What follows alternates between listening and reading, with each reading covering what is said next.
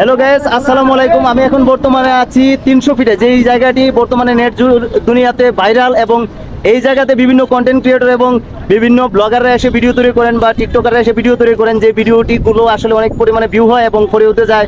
আমরা শুনেছি। আমি এখন ঠিক এই জায়গাটিতে আছি 300 ফিটে, এবং আমার পাশে কিন্তু আছে একজন বিশাল বড় আকারের একজন কন্টেন্ট ক্রিয়েটর, শাওন ভাই।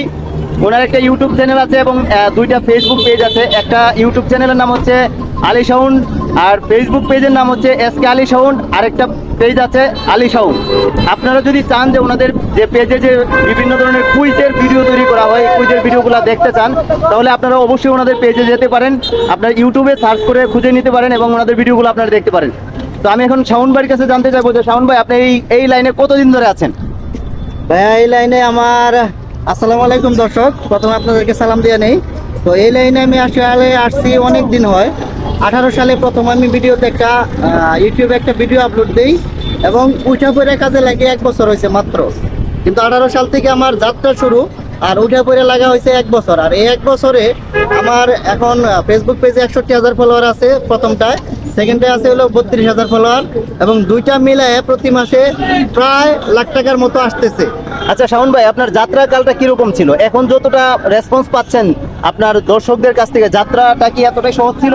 যাত্রাটা খুবই খুবই কঠিন ছিল। আমি যখন প্রথম দিকে ফেসবুক ভিডিও আপলোড দিই, তখন দিকে আমার 10টা 12টা 15টা 20টা ভিউ হইতো।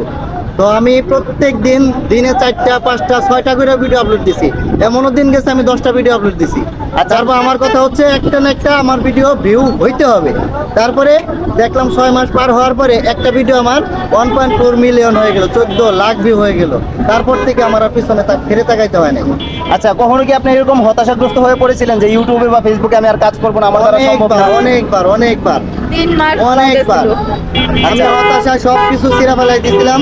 আমি সবকিছু বাদ দিয়ে এরা নিজে নিজে চাইছিলাম যে আর এই ভিডিও করবো না, কিন্তু অবশেষে সফল ইনশাল্লাহ আপনাদের দোয়া এবং আপনাদের ভালোবাসায়।